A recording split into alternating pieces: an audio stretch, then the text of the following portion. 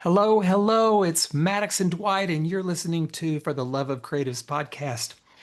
So, today is an unusual episode that we're recording, and we're actually pretty excited about it. Today, as you can tell, we don't have a guest, it's just going to be the two of us.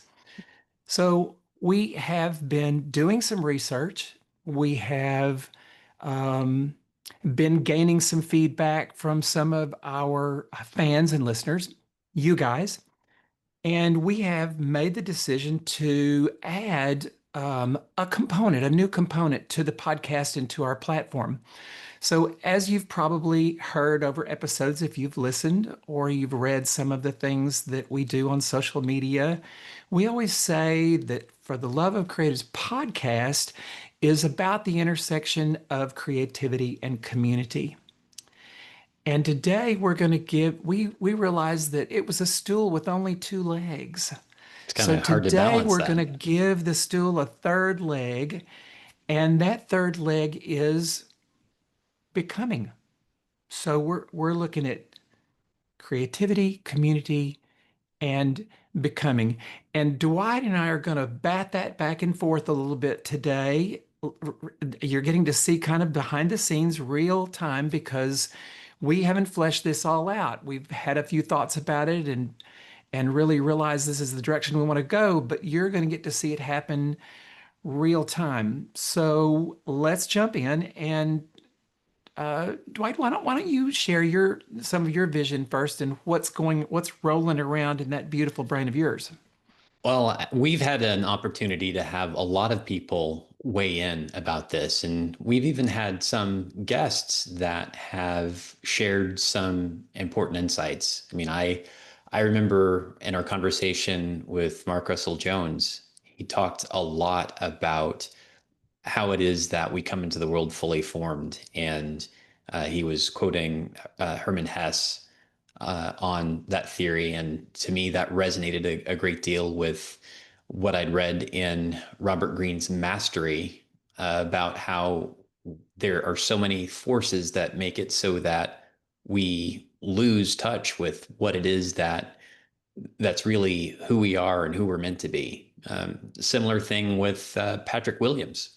His whole concept of having a situation where we have creative collapse or creative colonization. It's the same concept, and I can see that there's a lot of truth and beauty in that, and I think that we can all relate to what it is to have our true essence beaten out of us or shamed, or we're made to conform to expectations. And I think a lot of becoming is recovering from the trauma of being told that how you're not right, how you don't fit what it is that's expected. Yes. And while I think becoming is not necessarily like a brand new topic, I mean, Michelle Obama wrote a book entitled Becoming here just a few short years ago. I think that it's new enough that there's still a freshness about it and there's a lot to explore. And I think that there's a lot of people that, maybe even going right now, okay, becoming, what exactly are you talking about? And so we're going to kind of unpack that. But we also want to say that we are we are there. Dwight and I are both in a place of becoming right now. This is a topic and a way of being and a part of our growth process that we've been aware of for a while, but it was kind of unconscious. We were working on becoming, but we may not have necessarily had the language for it that we have now. Um, I know one of the things that is coming up for me is that I'm realizing that we are always in a state of becoming. As human beings, we are always in a state of becoming. But there's two ways that shows up. One is unconsciously, and the other one is consciously. Oh, I'd say there's more than two. There's an ancient bit of wisdom that's told basically as we never step into the same river twice. And if you unpack that, it's talking about more than just something that would come up on a hiking trip. We are forever going to be different. We will never be the exact same person that we are, no matter how you look at it. Always changing, always evolving, sometimes consciously and sometimes unconsciously. I can look back and realize a lot of the unconscious, and when you're becoming something unconsciously, it may not be something you want to become. Yeah. And that's where bringing it into conscious awareness is such a big thing. For me, it's very, very powerful. Once I became aware, and I know that this may be, but what I'm about to say may raise some eyebrows. You may say, I don't believe that. And that's okay if you don't believe that. I believe it with all my heart. And that is, we as human beings also get to choose who it is that we want to become. There's this, come back to home, discover who you've always been, and there's value in that, and I get that, but there's something missing there for me. I don't know that I want to just find and discover the person I've always been because I'm not exactly sure what that is. But when you say, who do you want to become? Now, I'm not, there's a difference between who do you want to become and what do you want to become? Right. You know, Well, what do you want to be? What do you want to be when you grow up? A fireman, an astronaut, all those things. That's not what we're talking about here. I think that who you want to become comes first before you can really decide what do you want to become. They interplay together, but it's hard to know what you want to become when you don't know who you want to become. right. And I think that there are a lot of things that serve people looking for the quick fix. They want to productize it and make it so that, oh, I've got an itch that I want to scratch, and someone wants to sell me on something that's just going to get me from A to B. Well, for some people, that might be all that they're prepared to embrace, but there's always a lot more. There's something more unsettling that's causing that discomfort than that thing that you're immediately aware of. And until you're willing to confront those things that are the source of the traumas, the things that are causing the real discomfort, there's always going to be an emptiness that you're trying to fill. I think you're spot on. I think we linger sometimes in the surface, and where we really find our answers is in the deeper place. You know, we talk about this in manifesting, and when you say, "Gee, I want to have this high-powered job," or "I want to make $1 million," that's never the end game. So, what would it mean to you if you had that high-powered job? What would be possible? Right. And we don't ask those hard questions. Um, Well, and I think that's the trap that we're pushed into for anything that makes it so that people say, well, I will be happy if, or I'll be happy when. And it should not, your happiness should not be something that's based on an external variable. exactly. And this is you just laid the perfect energy for the segue, which is, we think when I get there, I'll be happy. And it doesn't matter whether you're talking about getting that $1 million or that high-powered job or that new car, or whether you're becoming something that you truly wanted to become. We don't Mhm. ever really arrive. There's no destination.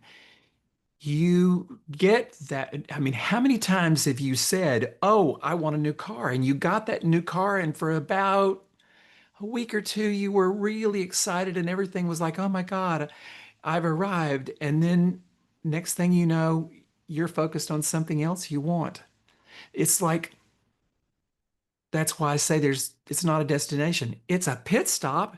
Yes, if you made this declaration about who you wanted to be, I was meditating this morning, and it's a guided meditation, and one of the pieces of guided meditation is to think about somebody that you truly love, and then, you know, see that love as a color and let your heart fill with that colored energy of that person you love.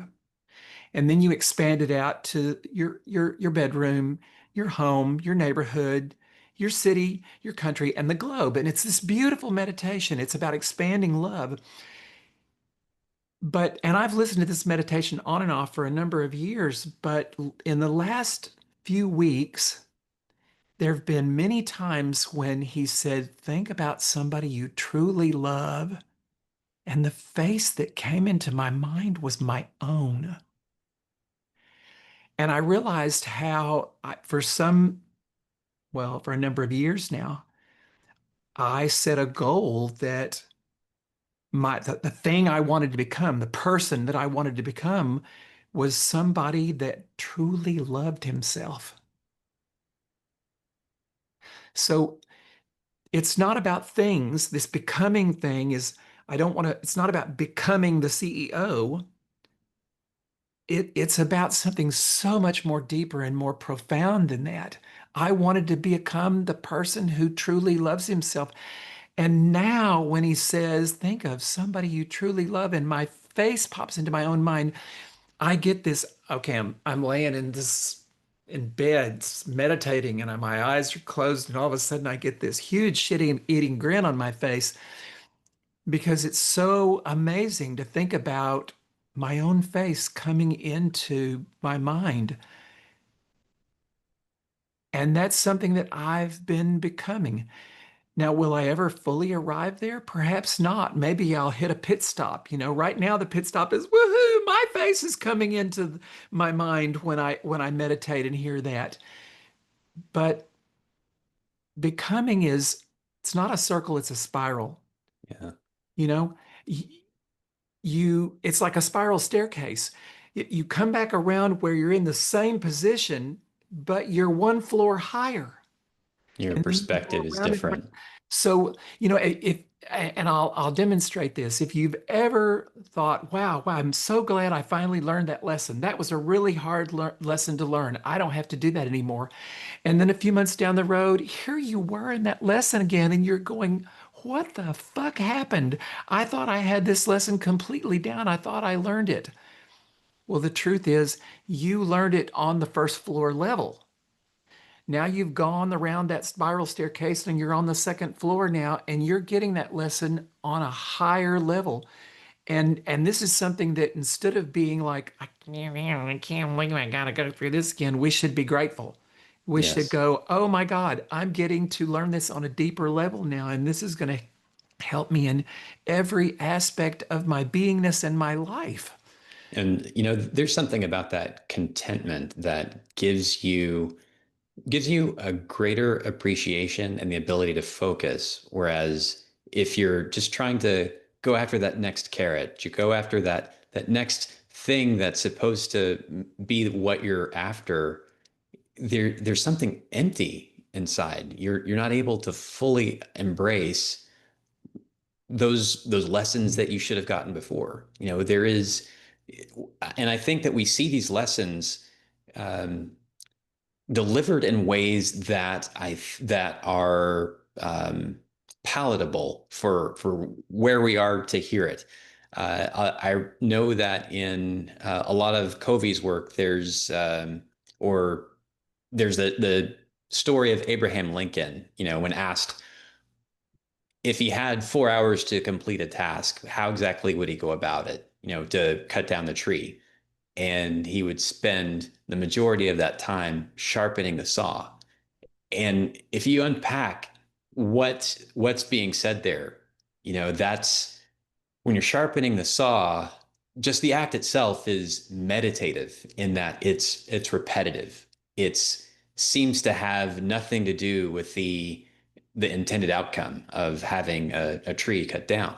But it's because you take the time to spend the effort that you're able to, in the end, have the most impact with the effort.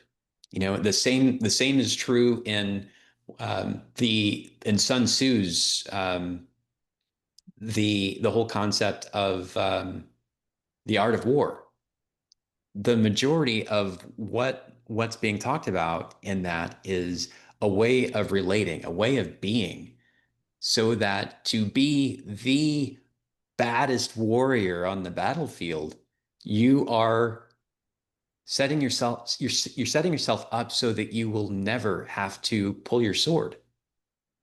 That's ultimately your goal. You want to ascend to a state where even though you will have had the hard skills, you're not going to put yourself in harm's way. You're not going to unnecessarily put yourself at risk because you're putting in place all of the things to make it so that if there's something that's increasing your risk, you have a contingency plan. And the whole concept of becoming is ascending to a state mentally, spiritually, where instead of being drawn to the next shiny thing that's pulling you in a direction, you can have that moment of pause, that moment of quiet, where you can evaluate if it's something that really serves you, if it's really something that allows you to better serve others. And that's not a conversation that everyone is ready to have. Yeah, you call that out. I agree completely. You know, back to your story with Abraham Lincoln, because in that moment, and I'd heard that story before, I hadn't thought of it in a long time, but what came up for me, and it relates to what I'm doing right now as a painter, I'm painting, and I find that when I am painting, sharpening the saw, it is incredibly meditative. The whole world goes away, and all that exists are is the brush, the paint, and the canvas, or whatever other tool or medium I'm using. It's right there. But I've noticed that in that space, when Abraham Lincoln was sharpening the saw, that doesn't take a lot of brain power. You get the stroke in motion and you just work back and forth. And there's this stillness like meditation where then whatever higher power you believe in, because that's where all creation comes from, and I always like to say, I, I call myself a creative. We're all creatives, but truthfully, what we are is we're the conduit. It is creativity coming from the universe through us. It's not coming Yes. from us. Otherwise, it would get stale really, really fast. I mean, that's why there's always these new ideas because those new ideas are coming from someplace greater than us.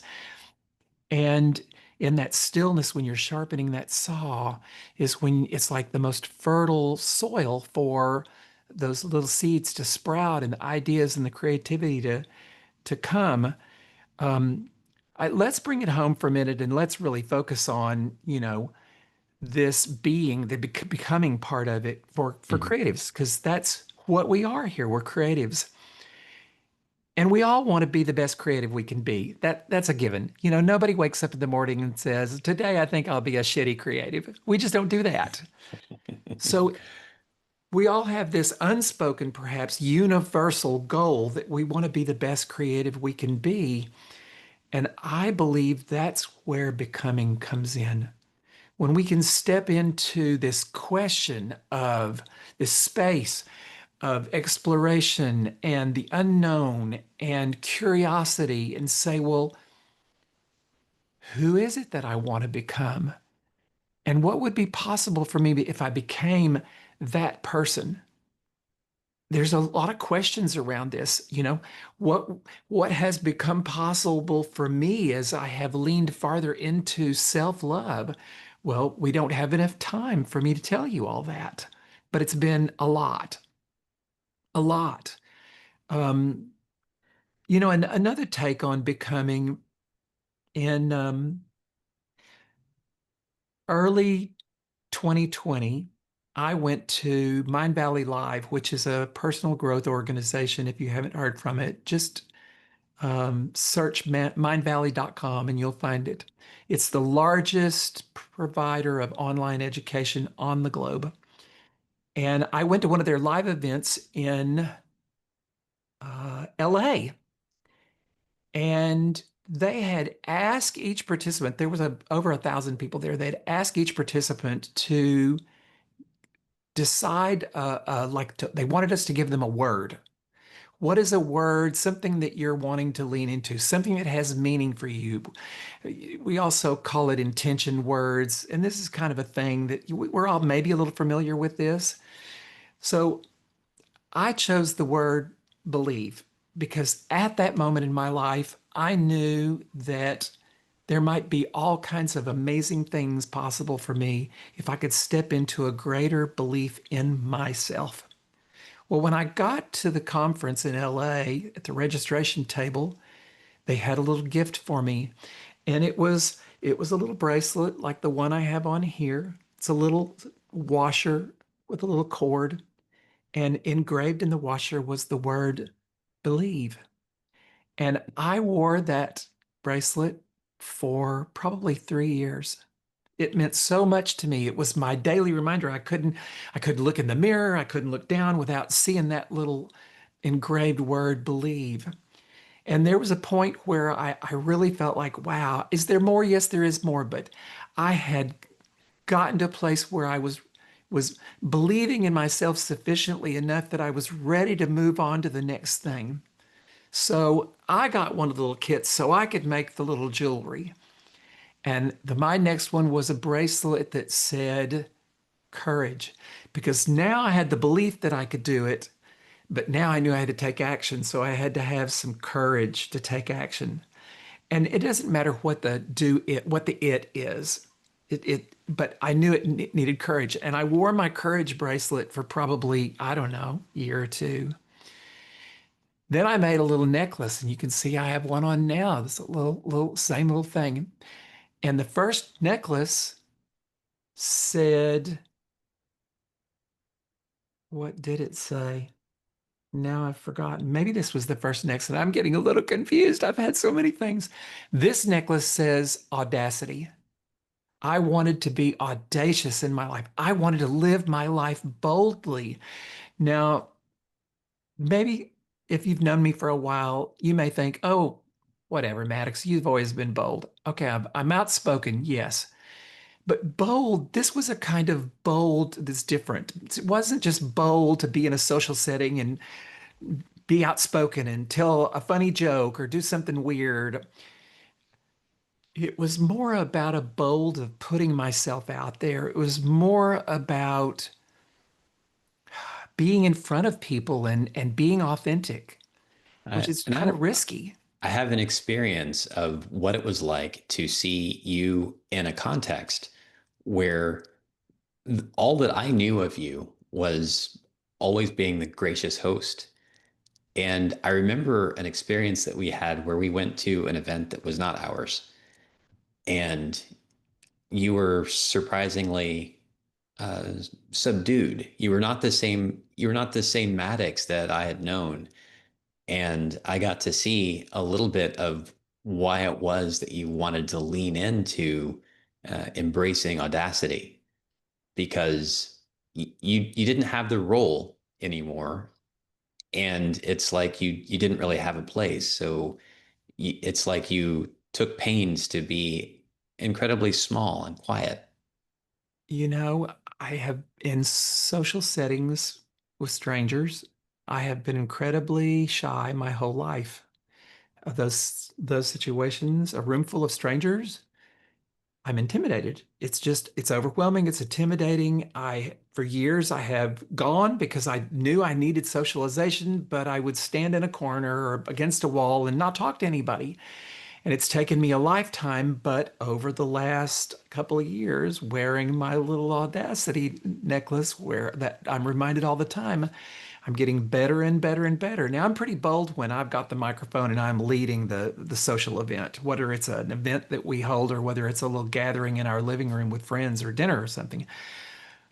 But yes, I've really had to really lean into that audacity to be able to walk into a room full of strangers and walk up to somebody I don't know and say, "Hi, I'm Maddox. Who are you?" And I'm getting better at it. I'm getting much better at it. And I'm very proud of myself. I'm very proud of you I too. haven't gotten to the point of the pit stop yet because I'm still becoming that audacious person to be bold in the places where I would normally shrink back because, well, it brings up stuff from my childhood. I'm still working on resolving some, you know, multi-decade old trauma. Um, but the becoming, it's a big topic and you say more. I'm rattling around. You take it for a minute because I've Well, I just want to commend you on how it is that you have embraced leaning into becoming that person that is comfortable in any space.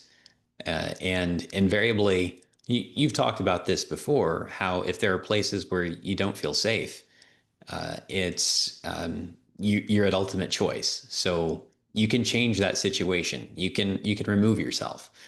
Uh, I'm a big believer in how we're all far more empowered than um, some might have us to believe in any situation.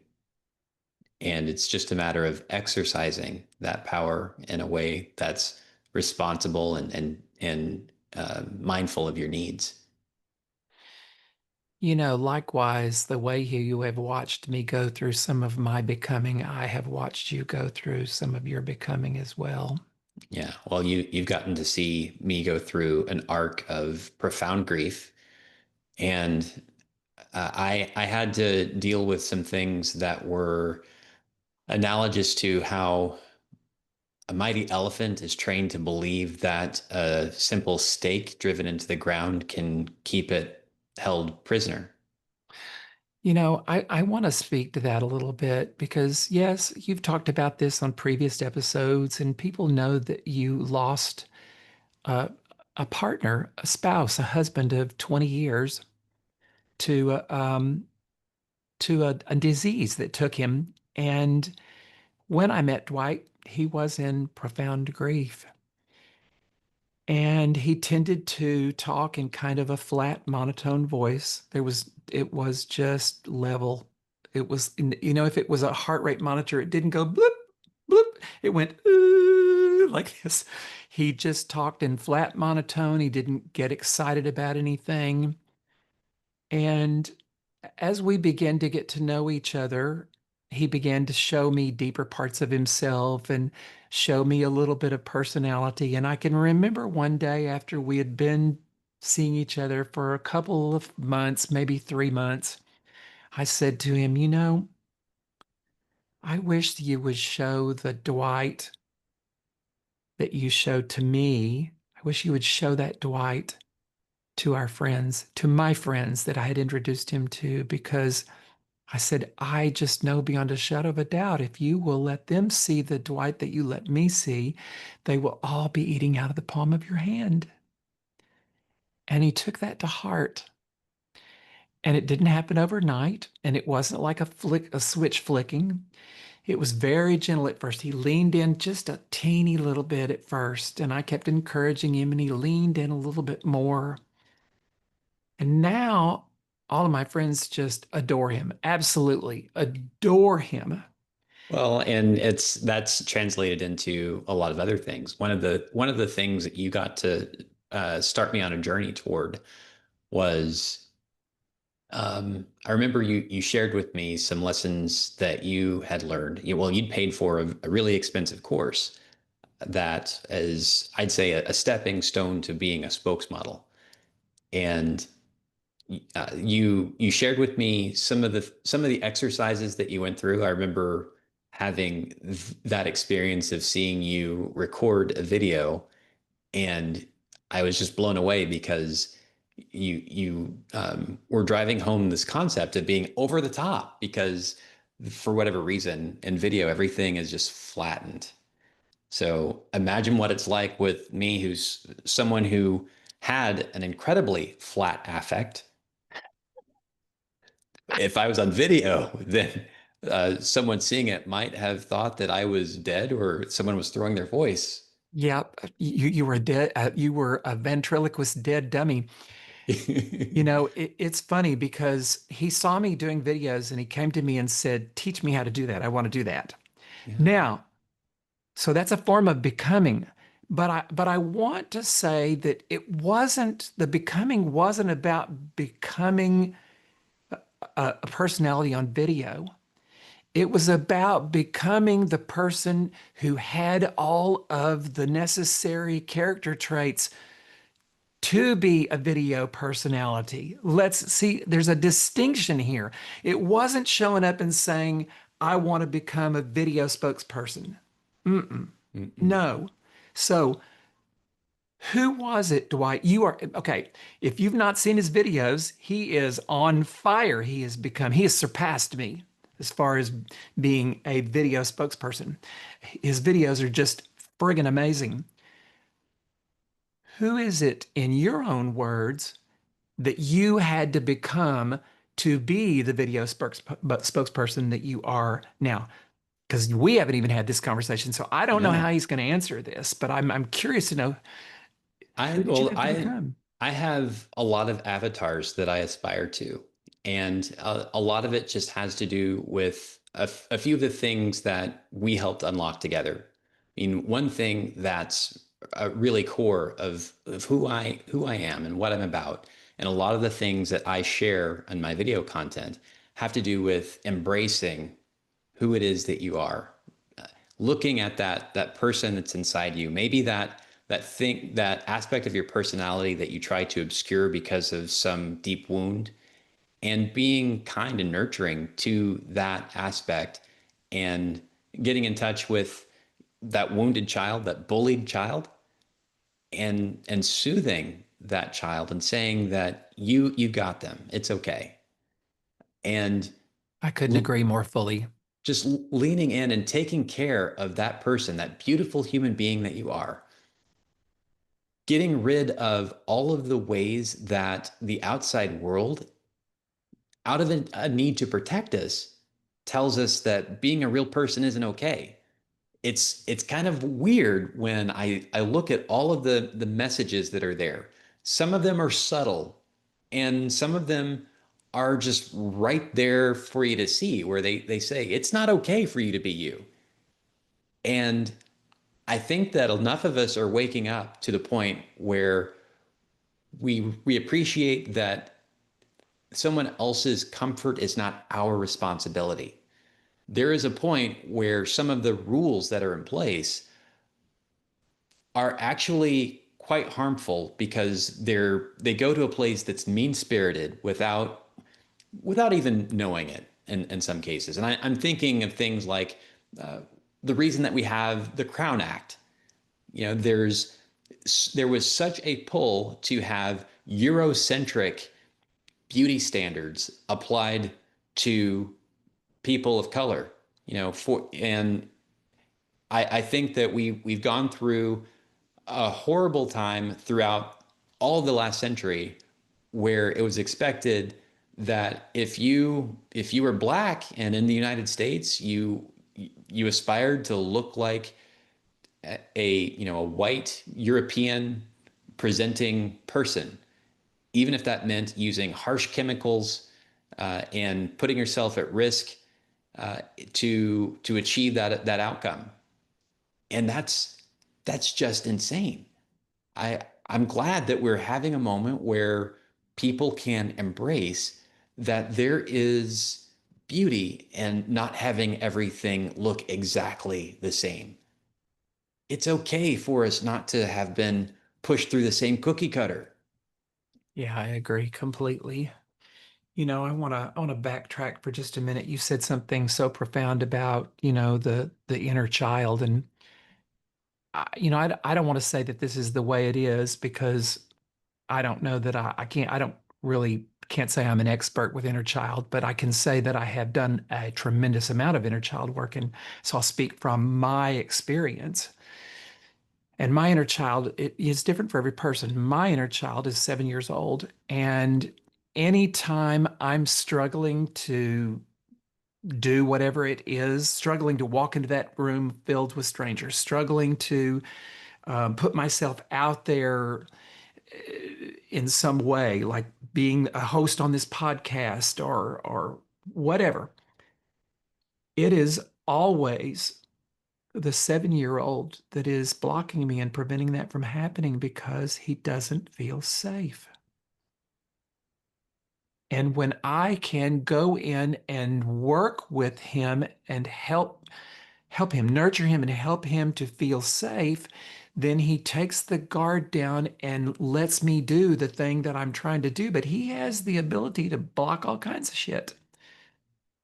You know, he may be 7 years old, but he's a very powerful aspect of my being, and he can prevent me from doing what I'm trying to do if he thinks that there's danger involved or he doesn't feel safe. I wish this was something that we taught in school systems. I wish that we learned how to navigate our inner child while we were still a child, or as soon as we got older than a child. But there you have it. That's my thoughts on that. Well, and we all have to deal with the cards that we're given. You know, I have a profound appreciation for how it is in doing the work. Dr. Nicole LaPera, I'm probably butchering her name, um, kind of laid out how every parent is going to give their children trauma of some kind. It doesn't Oh, yeah, matter there's how there's no perfect the no way upbringing. around it. Yeah. No way around it. And Exactly. so we have those wounds, and it very well could be that if it's a situation where every pain was taken to make it so that a child grew up in what would be a perfect life and nothing went wrong, well, even in doing that, you've made them too soft. They're not prepared for the first time that life punches them in the mouth. They would be devastated as soon as anything goes wrong, and they don't have someone that's keeping them inside that bubble. Yeah. Yeah. The whole topic of becoming is very exciting to me, and I hope it's as exciting to you, the listener, as it is to me. The thought that I can sit and ponder, who is it that I want to be? Who do I want to be in this world and in this life? And how do I want to show up? Those are very, very exciting questions. And I get to have it be any way I want it to be. Yeah.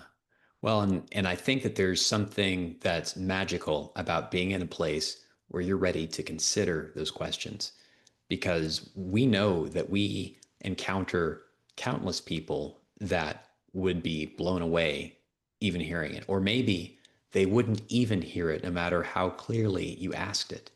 Oh, throughout my life, I've heard people say, well, this just was the hand that I was dealt, the hand of cards that I was dealt, and I just have to get over it.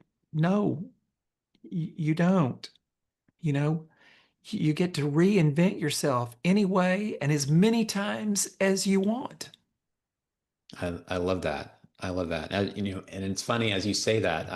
I can't help but think of all of the great divas who have made careers of always being someone different. Whether you're talking Cher or Madonna or Britney, or they all get to don different personas, and at any moment they are who they need to be. Yes, and I know there are people out there right now that are going, yeah, but they're celebrities, they're famous, they're rich, all that stuff. Yeah, doesn't matter. You have Well, the you have the ability to reinvent yourself any way you want, just the way they have done. It isn't about money and it isn't about fame. Maybe mhm. you reinvent yourself and the only people that get to see that are the people you love. Right. Well, and some of them actually use it as a defensive mechanism. I was really intrigued when I read about how Beyonce Beyonce is a persona, and the the real person is actually someone who is painfully shy, incredibly private, and far removed from that stage presence that everyone knows. Well, I've read many times that Barbara Streisand, her entire career has had crippling stage fright, Mm, crippling stage fright. And sometimes, the record labels or the networks that you're affiliated with, the people who basically own you, dictate who your persona is. So celebrities aren't always maybe a good representation of what we're talking about because I know Lady Gaga at one point publicly stated that she never intended to be who she's become, that sure. that was not what she had in mind, but the record labels pushed that because they knew that was the way that everybody would make all the money and the fame. Yeah.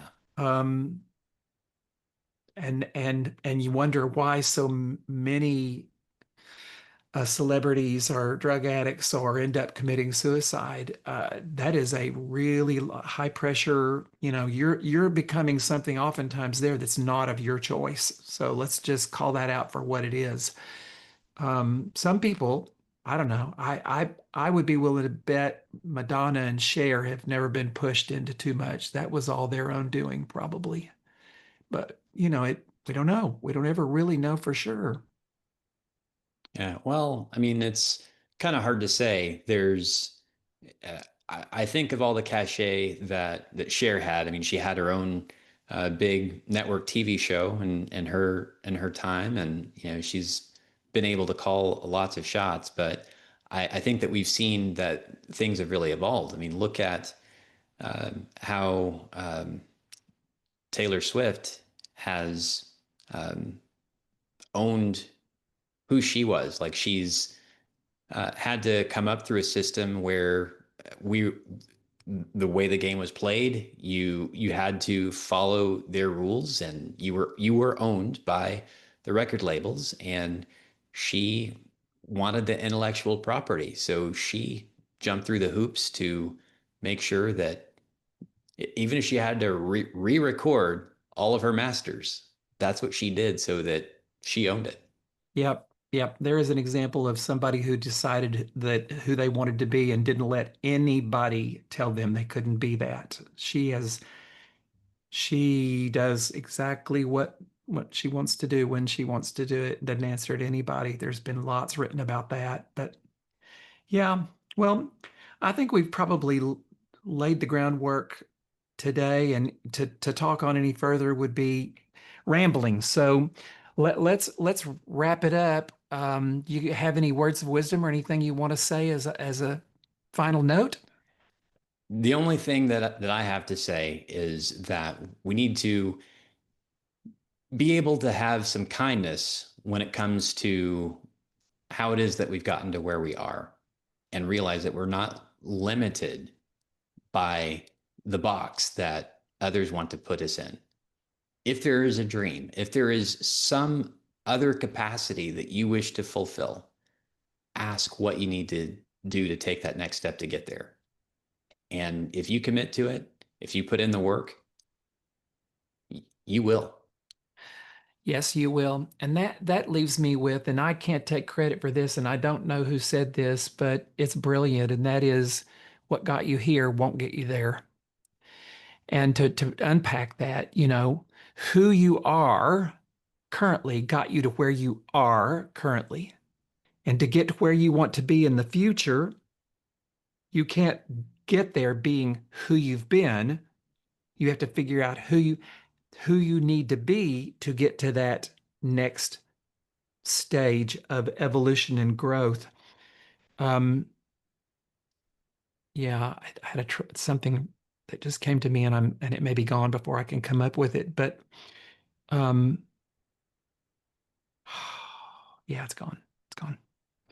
We'll write it down later and save it for another time. Absolutely. Yep. You're going to be hearing a little bit more about this, a lot more about this actually, because we just really think that this is as creatives, this is for every human being. but as creatives, this is really on target for us. So there's going to be a big focus in everything that we do that is about becoming. Thanks for listening today. We love you. We will support you in any way we can, and we will see you in the next episode. See you next time.